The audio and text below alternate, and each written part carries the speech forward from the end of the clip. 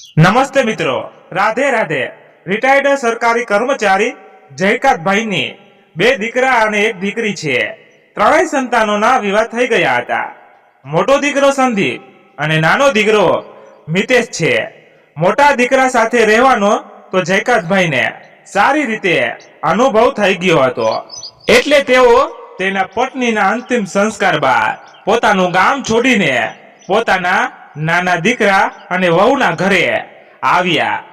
જો કે આ ઘર પણ જયકાંતભાઈએ જ ખરીદીને દીકરાને આપ્યું હતું। એમણે એવું વિચાર્યું હતું કે રિટાયરમેન્ટ બાદ અમે બંને પતિ પત્ની અમારી વૃદ્ધા અવસ્થામાં અમારા દીકરા અને વહુ સાથે આ ઘરમાં આરામથી વિતાવી લેશું।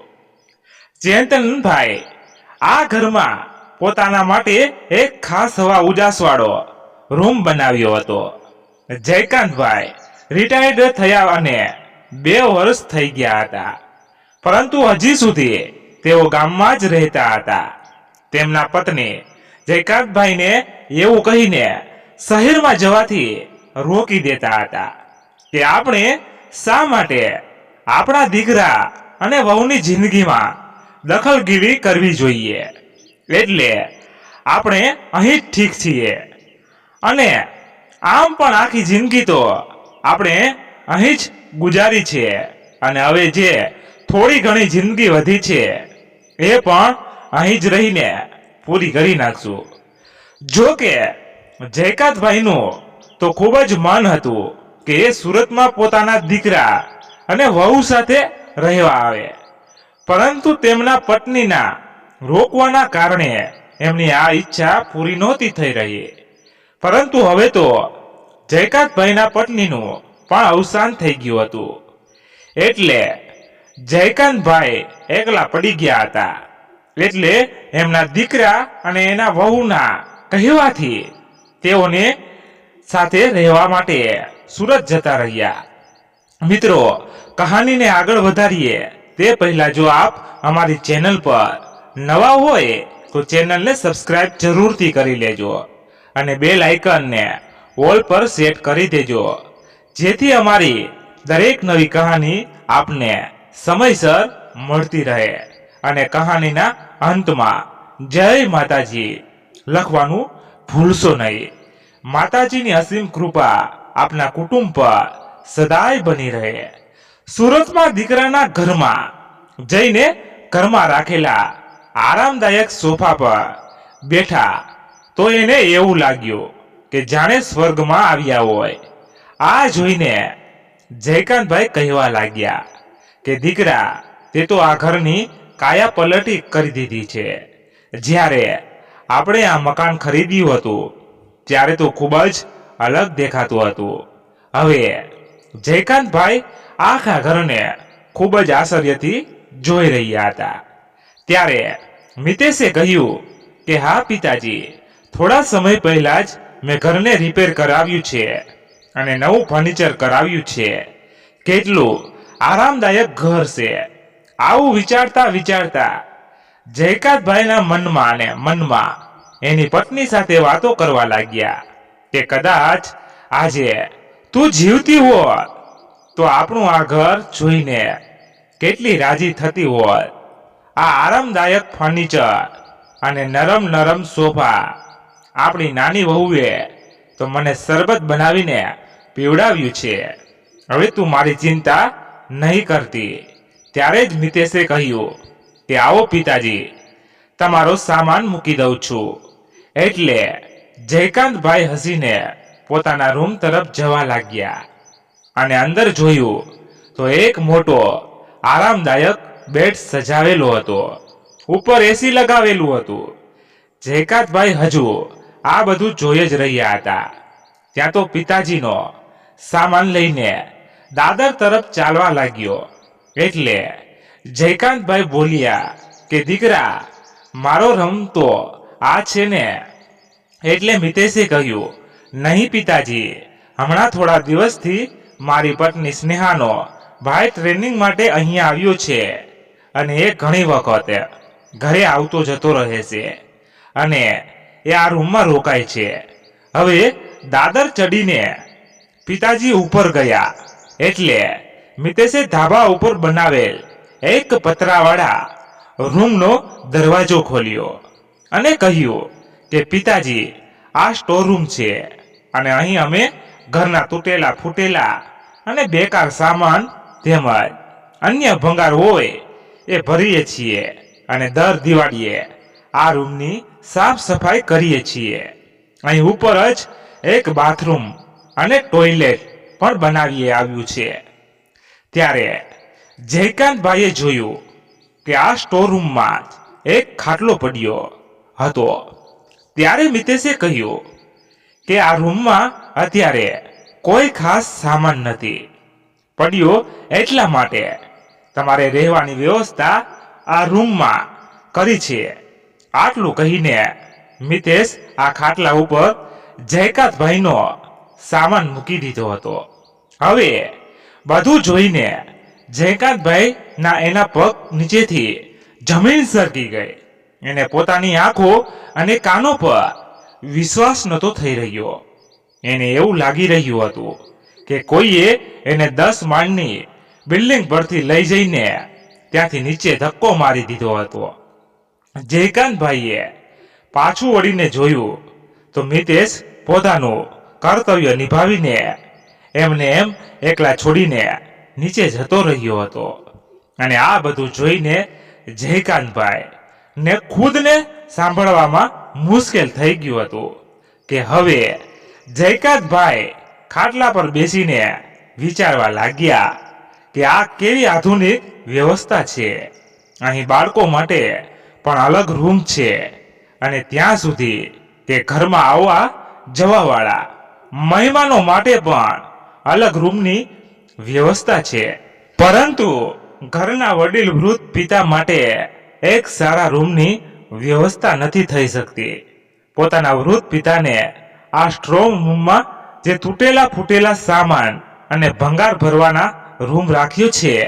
આવું વિચારતા વિચારતા જયકાંતભાઈએ પોતાના બેગમાંથી એની પત્નીનો ફોટો બહાર કાઢ્યો અને પોતાના ખાટલાની બાજુમાં પડેલી ખુરશી ઉપર મૂકી દીધો અને ફોટા સાથે વાતો કરવા લાગ્યા કે દુનિયામાં કોઈ મારી સાથે હોય કે ન હોય, પરંતુ તું તો હંમેશા મારી સાથે જ રહીશ. આવું વિચારતા વિચારતા જયકાંતભાઈની આંખોમાંથી આંસુ નીકળવા લાગ્યા અને પાછા વિચારે ચડી ગયા કે હું મારી 35 વર્ષની નોકરી પૂરી કરીને સરકારી નોકરીમાંથી રિટાયર થયો હતો ત્યારે મેં આવો દિવસ પણ જોવો પડશે એવી કલ્પના પણ નહોતી કરી. એ સમયે હું જ્યાં પણ જતો હતો ત્યાં લોકો સાહેબ સાહેબ કહીને મને કેટલું સન્માન આપતા હતા અને આટલી બધી ઇજ્જત મેળવીને મારું માથું ગર્વથી ઊંચું થઈ જતું હતું. મને મારું ગામ છોડવાનું મન તો નહોતું થતું, પરંતુ મારી પત્નીના મરણ બાદ મારા બંને દીકરાઓની સાથે મારે સમર્પણ કરવું પડ્યું. દીકરાઓએ કહ્યું હતું કે તમે આમ પણ બીમાર રહો છો અને અહીં ગામમાં એકલા કેવી રીતે રહેશો? તમને ખાવાનું કોણ બનાવી આપશે? આવી ઘણી બધી વાતો કરીને ગામ છોડીને શહેરમાં આવવા માટે મને મનાવી લીધું અને લઈ આવ્યા. મને અહીંયા ભંગાર સમજીને ભંગારખાનામાં રહેવા માટે મારી પણ મતિ મારી ગઈ હતી કે હું ગામમાં રહેલું મારું મકાન અને જમીન વેચવા માટે એક પ્રોપર્ટી ડીલરને કહીને આવ્યો છું. નહીં, હજુ હું ભંગાર નથી થયો. આવું વિચારીને જયકાંતભાઈએ પોતાના આંસુ અને હાથ મોઢા ધોઈને નીચે ઉતરવા લાગ્યા. નીચે બધા ખૂબ જોર જોરથી હસી રહ્યા હોય એવો અવાજ આવી રહ્યો હતો. હવે જયકાંતભાઈએ દાદરેથી નીચે ઉતરતા સમયે જોયું કે મિતેશ અને એની પત્ની એના શાળા સાથે મજાક મસ્તી કરી રહ્યો હતો અને આ લોકો સાંજની ચાનો આનંદ લેતા લેતા ખૂબ હસી રહ્યા હતા. અને જ્યારે જયકાંતભાઈ નીચે આવ્યા એટલે આ બધા લોકો શાંત થઈ ગયા. જયકાંતભાઈ પણ એના દીકરા અને વહુ સાથે બેસીને આનંદથી ચા પીવા માંગતા હતા, એની સાથે હસવા માંગતા હતા. પરંતુ આ લોકો તો જયકાંતભાઈને જોઈને પહેલાથી જ શાંત થઈ ગયા. એટલે જયકાંતભાઈ નું મન વધારે ઉદાસ થઈ ગયું અને જોયું તો મિતેશના બંને બાળકો પાર્કમાં જવા માટે જીદ કરી રહ્યા હતા. એટલે જયકાંતભાઈએ બાળકો સાથે પાર્કમાં જતા રહ્યા. બાળકોને પાર્કમાં આનંદથી રમતા જોઈને જયકાંતભાઈ થોડા સમય માટે પોતાનું દુઃખ ભૂલી ગયા અને બાળકો સાથે બાળક બનીને એની સાથે મસ્તી કરવા લાગ્યા. હવે ધીરે ધીરે જયકાંતભાઈને શહેરમાં રહેવાની આદત પડવા લાગી, પરંતુ એ સારી રીતે મહેસૂસ કરી રહ્યા હતા કે એના દીકરા મિતેશને જયકાંતભાઈની ઉપસ્થિતિમાં આડકટણા મહેસૂસ થઈ રહી છે. ગામડેથી આવેલા જયકાંતભાઈ મિતેશને આ શહેરી માહોલમાં એક ગામડિયા છે એવું પ્રતીત થઈ રહ્યું હતું. એક દિવસ એની ઓફિસેથી એના મિત્રો ઘરે આવ્યા હતા. ત્યારે જયકાંતભાઈ લુંગી અને બંડી પહેરીને સોફા પર બેઠા હતા. હવે મિતેશના બધા જ મિત્રોએ જયકાંતભાઈ સાથે સારી રીતે વાતચીત કરી, પરંતુ મિતેશને પિતાજીના આવા પહેરવેશથી શર્મંદગી મહેસૂસ થઈ રહી હતી. એટલે એના મિત્રોના ગયા બાદ મિતેશ ગુસ્સે થઈ જયકાંતભાઈ પર તૂટી પડ્યો અને જયકાંતભાઈને પોતાના રૂમમાં, એટલે કે જે સ્ટોર રૂમમાં જયકાંતભાઈ નો ખાટલો પડ્યો રહેતો ને, એ રૂમમાંથી બહાર નહીં નીકળવા એવી ચેતવણી આપી દીધી હતી. હવે ધીરે ધીરે આવી રીતે સમય વીતવા લાગ્યો. જયકાંતભાઈએ પણ પોતાની લાચારીના લીધે આ બધું સ્વીકારી કરી લીધું હતું. જયકાંતભાઈએ હવે દૂધ અને શાકભાજી લાવવાની જવાબદારી પોતાના પર લઈ લીધી હતી અને ક્યારેક ક્યારેક બાળકોને સ્કૂલે મૂકવા માટે પણ બસ સ્ટોપ સુધી લઈ જતા હતા. જયકાંતભાઈએ એવું વિચાર્યું હતું કે એમણે એમ ભંગારખાનામાં પુરાઈને રહીને બેસી રહેવા કરતા તો સારું હતું કે થોડું કામ કરીને બહાર ફરતા ફરતા રહીએ અને એ બહાને બાળકો સાથે થોડી મસ્તી મજાક પણ થઈ જતી અને ઘરની બહાર ફરવાથી એને એની ઉંમરના લોકો સાથે વાતચીત કરવાનો પણ મોકો મળી જતો. આજે સવારે જ્યારે જયકાંતભાઈ રોજની જેમ ઉઠી ગયા, એટલે તેમની એલચી વાળું દૂધ પીવાની ઈચ્છા થઈ. એટલે વહુનો અવાજ આવ્યો કે લ્યો પિતાજી, ચા પી લ્યો. આટલું કહીને વહુ ચાનો કપ જયકાંતભાઈના હાથમાં પકડાવીને જતી રહી. ત્યારે જયકાંતભાઈએ જોયું તો કપમાં એક જ કાળા કલરનો શહેરી ઉકાળો હતો, જેને પીવાનું શહેરના લોકો પોતાનું સ્ટેટસ સિમ્બોલ સમજતા હતા.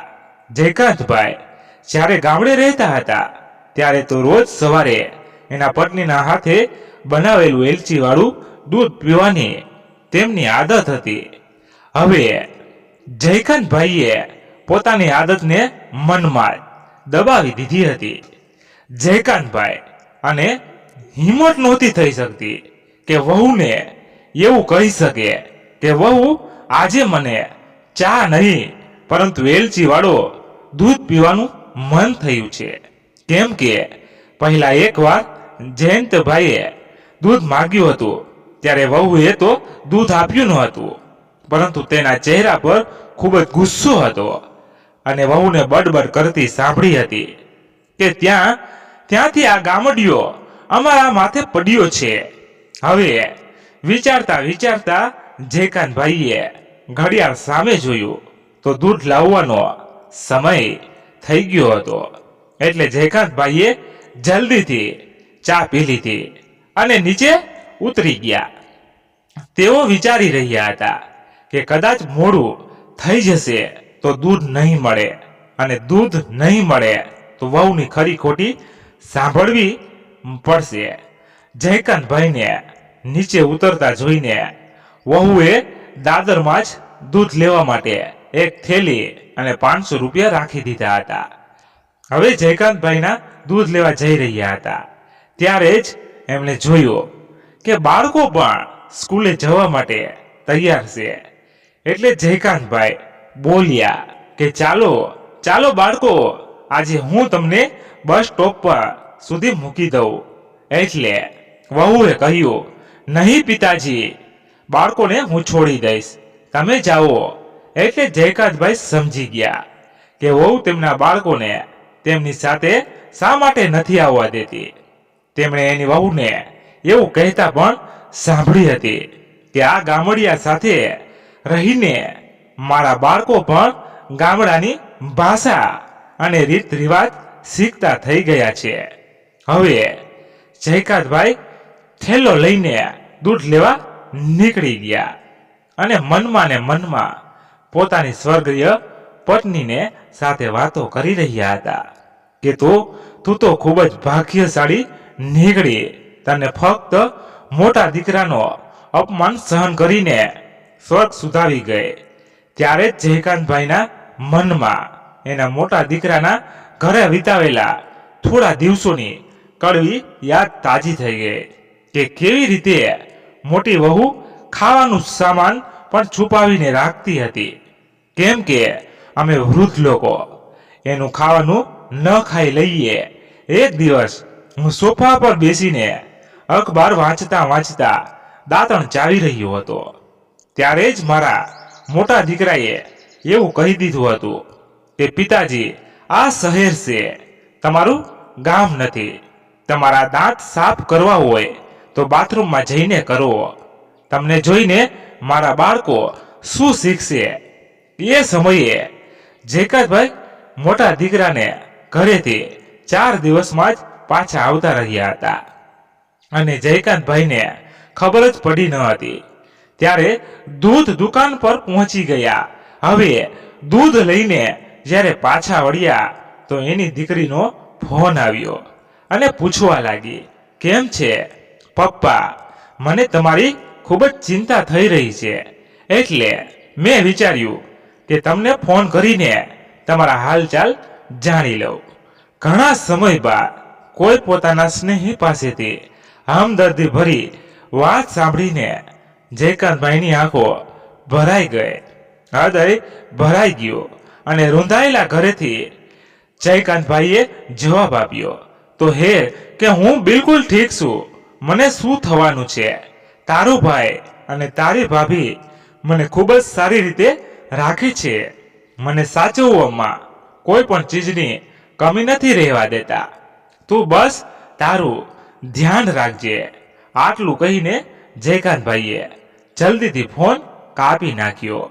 કેમ કે દીકરી સાથે વાત કરતા કરતા દુઃખના લીધે કદાચ રડાઈ જાય એમ હતું. અને જયકાંતભાઈ પરથી શું વીતી રહ્યું હતું એ તો એ ખુદ જાણતા હતા. પરંતુ એ એની દીકરીને આ બધું કહીને દીકરીને દુઃખી કરવા નહોતા માંગતા.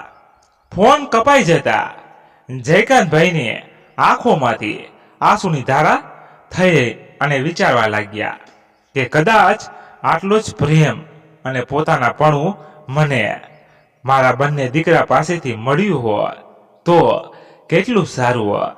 થોડી વાર બાદ ખુદને સાંભળીને જયકાંતભાઈ ધીરે ધીરે ચાલવા લાગ્યા. વાસ્તવમાં બીજાના આશ્રિત રહીને અને બીજાના સહારે રહીને વૃદ્ધાવસ્થા વિતાવવી કેટલી મુશ્કેલ હોય છે, અને એ પણ જ્યારે પતિ પત્નીમાંથી કોઈ એક જતું રહ્યું હોય અને એકલા પડી ગયા હોય ત્યારે એને એનું પોતાનું જીવન પણ એક બોજ સમાન લાગવા લાગે છે. જયકાંતભાઈ વિચારવા લાગ્યા કે મારી પત્ની તો સ્વર્ગ સિધાવી ગઈ છે, સારી હતી બિચારી, બસ થોડો તાવ આવ્યો, થોડો માથામાં દુખતું હતું અને એક દિવસ રાત્રે સૂઈ ગઈ અને બીજા દિવસે ઉઠી જ નહીં.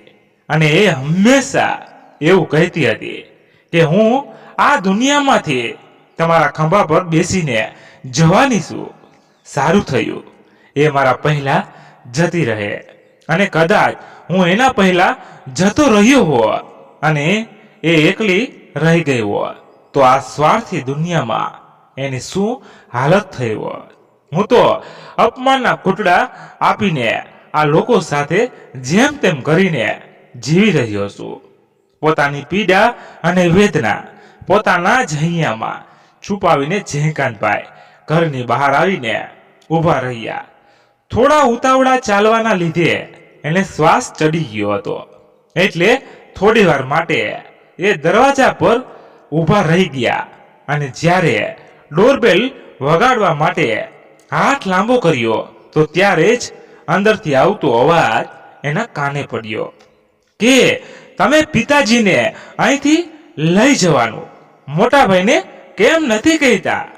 એને આમ પણ પિતાજી અહીં આવ્યા એને 6 મહિના થઈ ગયા છે, અને પિતાજીની પ્રોપર્ટીમાં તો મોટો ભાઈ પણ ભાગ લેવાના છે.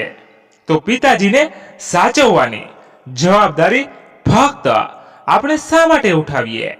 વહુનો અવાજ બહાર સુધી આવી રહ્યો હતો. ત્યારે મિતેશ બોલ્યો કે તું શા માટે ગુસ્સો કરી રહી છો? હું મોટા ભાઈને ફોન તો લગાવી રહ્યો છું. હવે મિતેશનો ફોન લાગ્યો હતો અને મિતેશ કહેવા લાગ્યો કે અરે મોટા ભાઈ, બાપુજીનું શું કરવાનું છે? મતલબ કે એ અમારા ઘરે આવ્યા એના 6 મહિના થઈ ગયા છે, પરંતુ તમે અને ભાભી તો એને અહીંથી લઈ જવાનું નામ જ નથી લેતા. હવે તમારો વારો છે એને સાચવવાનો, એટલે જેમ બને એમ જલ્દીથી તેમને અહીંથી લઈ જાઓ. એના લીધે મારા ઘરમાં રોજ માથાકૂટ થાય છે. આવું બધું સાંભળીને જયકાંતભાઈના હૃદયમાં એક જોરદાર ઝાટકો લાગ્યો. એટલે તેઓ દૂધની થેલી અને વધેલા પૈસા દરવાજાની બહાર જ મૂકીને લખડતા પગે ચાલીને ઘરની સામે જ આવેલા પાર્ક સુધી જતા રહ્યા. અને પાર્કમાં જઈને બાકડા પર બેસીને વિચારવા લાગ્યા કે કદાચ મારી કિસ્મતમાં જ આવા દિવસો જોવાના લખ્યા હશે. આમ બીજાના ઘરેથી આવેલી વહુનો શું દોષ આપવો, જ્યારે મારા પોતાના દીકરાઓ જ આટલા સ્વાર્થી નીકળ્યા છે? આવું વિચારીને જયકાંતભાઈ ત્યાં બેસીને પોતાની લાચારી પર રડવા લાગ્યા. ત્યારે જ જયકાંતભાઈના ગામડામાંથી તેમના મિત્ર તેમજ પ્રોપર્ટી ડીલર મનોજભાઈનો ફોન આવ્યો અને જયકાંતભાઈએ પોતાના ગામમાં રહેલું મકાન અને જમીન વેચવાની જવાબદારી તેમને સોંપી દીધી હતી. ફોન ઉપાડ્યો એટલે મનોજભાઈ કહેવા લાગ્યા કે અરે જયકાંતભાઈ, કેમ છો? તમે મજામાં છો? મને તમને એ જણાવવા ફોન કર્યો હતો કે તમારા ગામમાં રહેલા મકાનનો ગ્રાહક મળી ગયો છે. આ સાંભળ્યું એટલે જયકાંતભાઈ તો પહેલેથી પોતાના દીકરાઓ દ્વારા આપવામાં આવેલા દુઃખથી પૂરી રીતે ભાંગી પડ્યા હતા. એટલે ધીમા અવાજમાં કહેવા લાગ્યા કે મનોજભાઈ, હું ગામમાં પાછો આવી રહ્યો છું. અને આવી રીતે જ જયકાંતભાઈએ મનોજભાઈને પોતાના પર વીતેલી બધી જ વાત કહી સંભળાવી. થોડી વાર બંને મિત્રોએ વાત કર્યા બાદ જયકાંતભાઈએ એક નિર્ણય કર્યો અને મનમાં ને મનમાં એમણે નક્કી કરી લીધું હતું. એટલે ખૂબ જ હિંમતથી જયકાંતભાઈ પોતાના દીકરા મિતેશના ઘર તરફ ચાલવા લાગ્યા. ઘરે પહોંચીને ડોરબેલ વગાડ્યો એટલે દરવાજો ખોલીને નાની વહુ ખીજાવા લાગી કે પિતાજી, તમે તો એટલા લાપરવા નીકળ્યા. આવી રીતે દૂધની થેલી અને વધેલા પૈસા ઘરની બહાર મૂકીને ક્યાં જતા રહ્યા હતા? આ સાંભળીને જયકાંતભાઈ કાંઈ બોલ્યા વગર જ પોતાના દીકરા અને વહુ તરફ જોતા રહ્યા અને તેઓ દાદર તરફ ચાલતા થયા. ત્યારે જ તેના દીકરાનો અવાજ સાંભળીને ઊભા રહ્યા.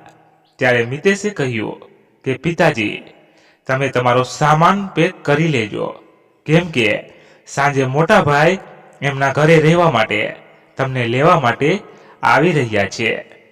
જયકાંતભાઈ તો જાણે આ વાતની જ રાહ જોઈ રહ્યા હોય તેમ પાછળ વળીને તરત જ કહેવા લાગ્યા કે સામાન તો મારે નહીં, પરંતુ તમારે પેક કરવાનું છે. ત્યારે વહુએ કહ્યું, શું મતલબ છે તમારો? તમે કહેવા શું માંગો છો? એટલે કહ્યું કે હમણાં તમને મતલબ પણ સમજાવી દઉં છું. કદાચ તમે લોકો ભૂલી ગયા છો કે આ મકાન મેં ખરીદેલું હતું. મારી મહેનતથી, કમાણીથી આ મકાન લેતી વખતે મેં એવું વિચાર્યું હતું કે આપણે બધા સાથે મળીને રહીશું, પરંતુ તમે લોકોએ તો આ ઘરના માલિકને જ પરાયો સમજી લીધો અને આજે પણ આ ઘર મારા નામ ઉપર કરશે અને આ ઘરમાં કોણ રહેશે અને કોણ નહીં રહે એ હું નક્કી કરીશ, તમે લોકો નહીં.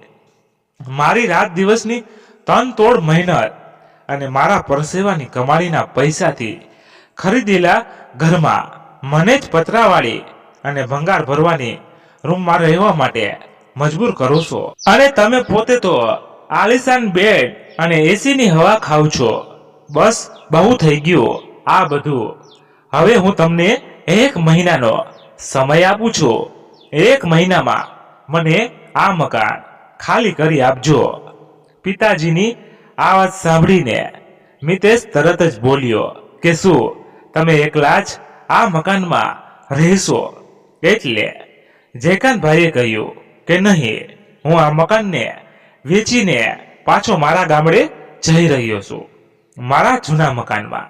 અને એ મકાનમાં મારી અને મારી પત્નીના આખા જીવનની યાદો વસેલી છે અને ત્યાં રહીને હું મારા જૂના મિત્રો સાથે બેસીને મારા સુખ દુઃખની વાતો તો કરી જ શકીશ ને.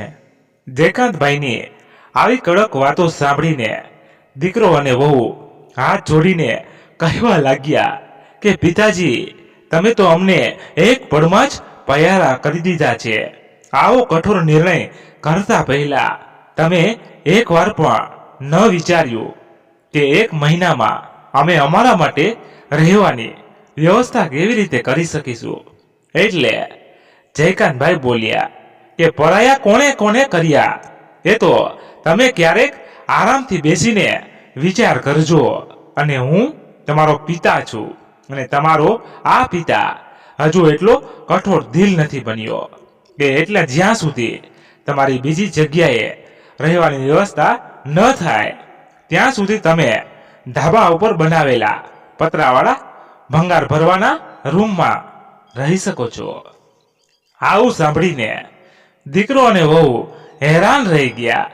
એ બંને પિતાજી તરફ લગાતાર જોઈ રહ્યા હતા અને જયકાંતભાઈ ખૂબ જ આત્મવિશ્વાસ સાથે પોતાના રૂમ તરફ જતા રહ્યા, જે રૂમ એમણે પોતાના અને પોતાની પત્ની માટે બનાવ્યો હતો. જયકાંતભાઈને આજે પહેલીવાર મખમલી અને આલિશાન ગાદલા પર શાંતિથી આરામ કરવાનું સૌભાગ્ય મળ્યું હતું. મિત્રો, માતા પિતાની સહન શક્તિ અને એની ઉદારતાને એની કમજોરી ક્યારેય ન સમજવી જોઈએ, કારણ કે માતા પિતા હંમેશા એવું વિચારતા હોય છે કે એના સંતાનો સુખી અને સમૃદ્ધ બને, પરંતુ સંતાનોએ પણ એ ન ભૂલવું જોઈએ કે તેઓ આજે સુખ અને સમૃદ્ધિ વાળું જીવન જીવી રહ્યા છે તો તેની પાછળ માતા પિતાએ કરેલી અથાગ મહેનત અને પરિશ્રમ હોય છે. માતા પિતાએ કરેલા પરિશ્રમના ફળ સ્વરૂપે સંતાનો આરામદાયક જિંદગી જીવે છે અને માતા પિતાને અંત સમયે લાચાર બનાવીને હેરાન પરેશાન કરનારા સંતાનોને અંતમાં ખુદને દુખી પણ લાચાર થવું પડે છે, કારણ કે આપણે કરેલા કર્મોનું ફળ આપણે પોતાને આ જન્મમાં ભોગવવું પડે છે. કહાની પસંદ આવી હોય ને તો વિડીયોને લાઈક કરી અને કહાનીના અંતમાં જય માતાજી લખવાનું ભૂલશો નહીં. માતાજીની અસીમ કૃપા આપના પરિવાર પર સદાય બની રહે અને ચેનલ પર નવા આવેલા મિત્રો ચેનલને સબસ્ક્રાઇબ કરવાનું ભૂલશો નહીં. આપ આ કહાની કયા ગામ શહેરથી સાંભળી રહ્યા છે તે જણાવજો. તમે અહીંયા સુધી કહાની સાંભળી તેના બદલ ખૂબ ખૂબ આભાર. ધન્યવાદ. ફરી મળીએ નવી વાર્તા સાથે. ત્યાં સુધી તમારા પરિવાર સાથે ખુશખુશાલ રહો. જય હિન્દ, જય ભારત. અને હા મિત્રો, અમારાથી આ કહાનીમાં ક્યાંય પણ ભૂલ થઈ હોય તો અમને ચોક્કસ કોમેન્ટ કરીને જણાવજો, એટલે અમને પણ ખબર પડે અને અમે પણ કંઈક સુધારા લાવતા રહીએ, તો આપણે કહાની સાંભળવાની ઓર આનંદ મળે. તો હાલો મળીએ મિત્રો પાછા વિડીયોમાં નવા.